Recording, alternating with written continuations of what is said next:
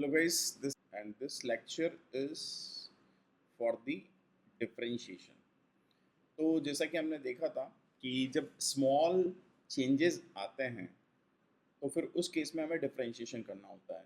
एक एग्जांपल और ले लेते हैं फिर हम आगे बढ़ेंगे। जैसे फॉर एग्जांपल हम बोलें कि पोजीशन जो है that is the function of time, ठीक है, और हमें किसी इंस्टेंट पर वेलोसिटी निकालनी हो। अब वेलोसिटी क्या होती है, जिन लोगों ने नहीं पढ़ा वो आगे जाके समझ जाएंगे, ठीक है। तो हम जानते हैं वेलोसिटी होती है rate of change of position, यानी dx/dt, ठीक है। तो यहाँ ये जो dx/dt होगा, बेसिकली इसका मतलब क्या हुआ कि you need to differentiate x with respect to t, ये इसका मतलब हुआ। या फिर इसको हम एक और वे में बोल सकते हैं कि this is what rate of change of x with respect to time, ठीक है, जिसको कि हम फिजिक्स में फर्दर स्पीड या वेलोसिटी बोलेंगे। स्पीड स्केलर हुआ तो स्पीड और वेक्टर हुआ तो वेलोसिटी बोल देंगे। अभी जो मैं टर्मोलॉजी यूज़ कर रहा हूँ किसी को नहीं आती तो उनको परेशान होने की जरूरत नहीं है। मैंने केवल एक यहाँ पे एग्जांपल दिया है कि अगर x फंक्शन ऑफ t है तो फिर उसका मतलब ये हुआ कि भाई you can differentiate x with respect to time and this will gives the instantaneous value, okay, and that is also known as the rate of change of position with respect to time, speed और velocity की format में इसको जानते हैं, ठीक है। उसका मतलब ये होता है। अब सवाल पैदा होता है कि हाउ टू डिफरेंशिएट, भाई डिफरेंशिएशन करते कैसे हैं। तो हाउ टू डिफरेंशिएट अगर हमें इस चीज़ को समझना है तो फिर हम ज़्यादा लिमिट कंटिन्यूटी के चक्कर में नहीं पड़ के सीधे हम लोग फॉर्मूला के ऊपर जंप करेंगे, ओके। जो लोग मैथ्स लेंगे वो मैथ्स में डिटेल में पढ़ ही लेंगे। तो सबसे पहला जो फॉर्मूला आता है दैट फॉर्मूला इज कि अगर आपको किसी फंक्शन का डिफरेंशिएशन करना है यानी d/dx निकालना है किसी भी कांस्टेंट का, ठीक है, किसी भी कांस्टेंट का निकालना है तो इसका वैल्यू हमेशा ज़ीरो होता है। अब यहाँ पर अब ये फॉर्मूला आपके लिए डॉक्टर है, डॉक्टर बोले तो डायरेक्ट रिमेंबर। अब आपको ये ध्यान रखना होगा कि डिफरेंशिएशन ऑफ कांस्टेंट ज़ीरो होता है, लेकिन हम इसका लॉजिक बता सकते हैं कि कैसे। तो इसको समझने के लिए सबसे पहले हमें देखना पड़ेगा कि कांस्टेंट क्या होता है। तो कांस्टेंट यानी कि जैसे कि कोई number 3, 5, 7, 100 they are what constant, ठीक है। या फिर जैसे ग्रेविटेशनल कांस्टेंट, या फिर आपने जो 10th क्लास में पढ़ा होगा पाई का value, that is also constant. तो अगर किसी कांस्टेंट का डेरिवेटिव करेंगे तो दैट इज ज़ीरो। अब आप बोलेंगे कांस्टेंट का डेरिवेटिव ज़ीरो क्यों आ रहा है, तो इसका आंसर यह है कि जैसे मेरी हाइट, ठीक है, अब 176 सेंटीमीटर पर जाकर फिक्स हो गई है, ओके, तो अब ये ग्रो नहीं करती। तो अगर आप मेरी हाइट का, ठीक है, द हाइट ऑफ SSR का डिफरेंशिएशन करोगे तो मेरी हाइट तो कभी चेंज होनी ही नहीं है ना, टाइम बदलेगा, हाइट नहीं बदलेगी। आपके फादर की हाइट नहीं बदलती है, टाइम बदल सकता है, तो that is also that is what zero. तो चेंज इज व्हाट ज़ीरो। तो किसी भी कांस्टेंट का डेरिवेटिव करते हो आप तो दैट इज ऑलवेज ज़ीरो। तो ये फॉर्मूला आपको याद होना चाहिए। जो नेक्स्ट फॉर्मूला आता है दैट फॉर्मूला इज कि अगर आप d/dx of x power n करते हैं तो that is equals to n x power n minus one. Again मैं वही बात बोलूँगा आपको स्टूडेंट्स कि this formula is doctor for you, ये आपने डायरेक्टली ध्यान रखना है।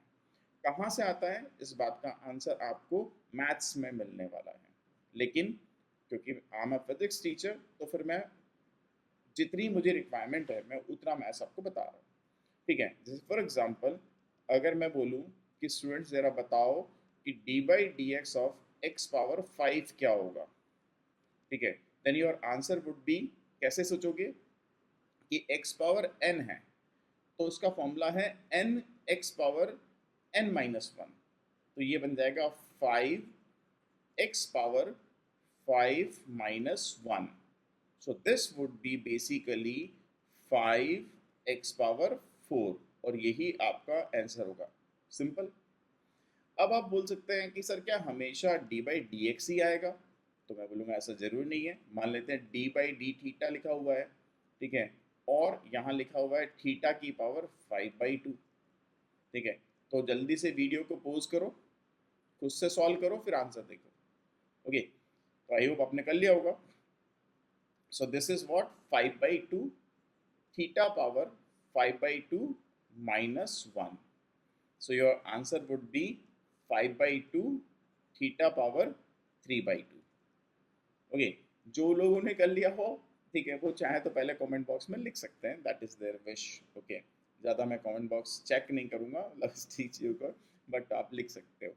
अब आप बोलेंगे सर क्या यही होते हैं इससे? तो मैं बोलूँगा नहीं बेटा, इससे और भी क्वेश्चन हो सकते हैं, जैसे D by d t of लिखा हुआ हो टी पावर -3/2। तो गाइज अगर टी पावर -3/2 लिखा हुआ है तो उस केस में हम यहाँ पर 3/2 को तो बाहर ले लेंगे, ठीक है, और ये बन जाएगा T power -3/2 -1। So your answer would B -3/2 T power -5/2। This would be your answer.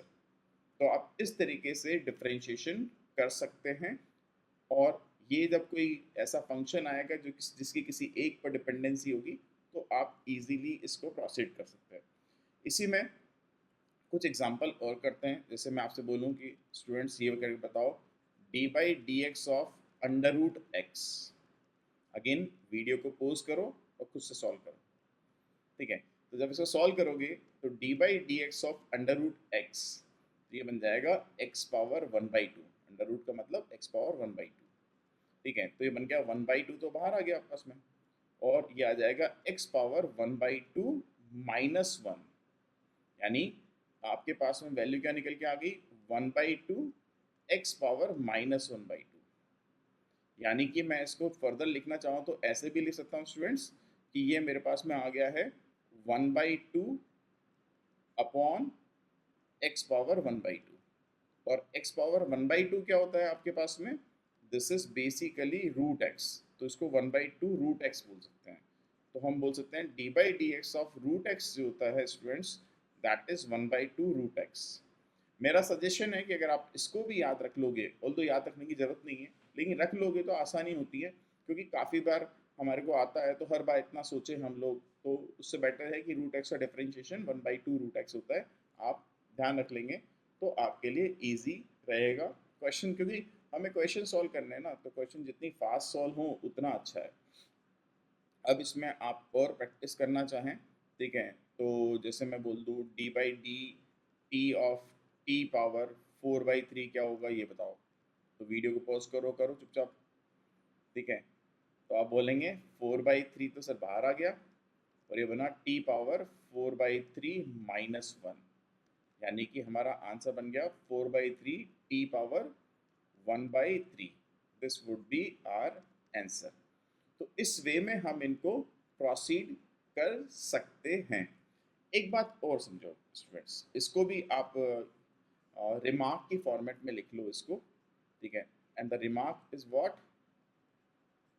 Okay, remark is this कि अगर हम ऐसा बोलें कि y is equals to c x power n है, ठीक है, जहां पर c क्या है स्टूडेंट्स? एक कांस्टेंट है। कोई हमसे पूछे कि जरा बताओ इसका dy बाई डी एक्स क्या होगा, तो हम बोलेंगे कि इसका मतलब ये हुआ कि हमको d by d x of c x power n करना है। तो गाइस c यहाँ पर कांस्टेंट है, एक नंबर है, ठीक है, तो इस टर्म को हम बाहर निकाल सकते हैं। जब इस टर्म को बाहर निकाल लेंगे तो बन जाएगा c into D by d x of x power n। So your answer would B c into n x power n -1। तो आपने इसको याद नहीं रखना है, ये जस्ट मैंने आपको बता दिया ताकि आपके लिए आपको ये पता लग जाए कि अगर कभी कांस्टेंट के साथ में मल्टीप्लाई होके कोई एल्जेब्रिक फंक्शन आ जाता है तो कांस्टेंट को बाहर निकाल सकते हैं। अब इसके एग्जांपल हम देखें, ठीक है। तो जैसे फॉर एग्जांपल मैं आपको बोलूं कि जरा बताओ d by d x of 3x² क्या होगा। ठीक है, वीडियो पॉज करो और करो कुछ से पहले। ठीक है, तो आप क्या बोलेंगे कि सर 3 तो आ जाएगा बाहर, तो ये बन गया d by d x of x²। इसका मतलब ये बन जाएगा 3, और x² का डिफरेंशिएशन करेंगे तो बन जाएगा 2 into x power 2 - 1, that is x power 1। So your answer would B 6x। ये आपका आंसर बन गया। क्लियर है? एक एग्जांपल और कर लेते हैं इसके ऊपर कि हम बोले आपसे कि जरा बताइए कि D by d t of 5t⁻1/5 क्या होगा। Again pose the video and solve it. ठीक है, तो आप बोलेंगे सर 5 तो बाहर आ गया, तो ये बन गया d by d t of t⁻1/5, and this would be equals to 5। जब इसका डिफरेंशिएशन करेंगे t⁻1/5 का, तो 1/5 इंटू t⁻1/5 -1, तो 5 से 5 कैंसल आउट हो जाएगा, तो our answer would B t⁻⁻4/5। ये हमारा आंसर निकल के आएगा। आई होप ये बात सबको क्लियर हो गई होगी कि अगर ऐसे कांस्टेंट आ रहा है तो उसको हमें कैसे डील करना है। ठीक है, अब एक और चीज समझते हैं, इसको भी आप रिमार्क की फॉर्मेट में ही लिखेंगे, एंड दैट थिंग इज कि मान लो कि कोई फंक्शन है जिसमें कि 3 डिफरेंट थिंग आ गई। जैसे मान लेते हैं y जो है वो ऐसे लिखा हुआ है u plus v plus w, और आपको dy बाई dx निकालना है। तो बेसिकली आपको करना क्या है, D by d x of u plus v plus w करना है। तो स्टूडेंट्स इसका मतलब होता है कि पहले आप u का डिफरेंशिएशन करेंगे यानी du बाई डी एक्स करेंगे, फिर आप v का डिफरेंशिएशन करेंगे यानी dv बाई डी एक्स करेंगे, और लास्ट में आप w का करेंगे तो dw बाई डी एक्स हो जाएगा। तो यहाँ पर आपको करना क्या होगा, you need to individually differentiate. ठीक है, अब इसको एग्जांपल से समझेंगे तो आपको और क्लैरिटी आ जाएगी। जैसे मैं आपसे बोलूं कि जरा बताओ कि D by d x of x power 3 plus x power 2 plus 3 क्या होगा। ठीक है, तो गाइस इसका मतलब होगा कि हमें यहाँ पर D by d x of पहले एक्स पावर 3 करना होगा, फिर हमें D by d x of x power 2 करना होगा, और फिर D by d x of हमें 3 करना होगा। ठीक है, so guys 3x x power 3 का करेंगे तो बन जाएगा 3x²। ठीक है, x² करोगे तो बन जाएगा 2x, और 3 कांस्टेंट है, और आप याद करो फॉर्मूला क्या था कांस्टेंट का, डेरिवेटिव हमेशा 0 होता है, तो दिस इज व्हाट 0। तो आपका आंसर आ जाएगा 3x² plus 2x। This would be your answer. चलिए एक क्वेश्चन और सॉल्व करते हैं इसके ऊपर बेस्ड, कि फॉर एग्जांपल मैं आपको बोलूं कि स्टूडेंट्स इसका डिफरेंशिएशन करके बताओ d by d t of 3t² plus 2t plus 3। तो आप बोलेंगे सर बहुत आसान है। ठीक है, 3t² है तो 3 तो कांस्टेंट है, t² का डिफरेंशिएशन 2t होता है, फिर प्लस का साइन एज इट इज यहाँ आ गया, फिर 2 तो कांस्टेंट है, और t का डिफरेंशिएशन t पावर 1 है ना, क्या बनेगा 1 इंटू टी पावर 1 - 1। ठीक है, और कांस्टेंट का 0 होता है, तो आप बोलेंगे sir answer would B 6t plus 2। क्यों? क्योंकि t पावर 0 बनेगा, और t पावर 0 क्या होता है 1 होता है, so that is 6t plus 2। This would be your answer. Okay, चलिए थोड़ी प्रैक्टिस और कर लेते हैं। जैसे फॉर एग्जांपल मैं आपको एक और एग्जांपल बनाऊं यहाँ पे कि students D by d x of x power 3/2 plus x power minus 3/2 plus 7x power 1/2, ये करो। ठीक है, इसका डिफरेंशिएशन करना है, वीडियो को पॉज करो और फिर खुद से करो।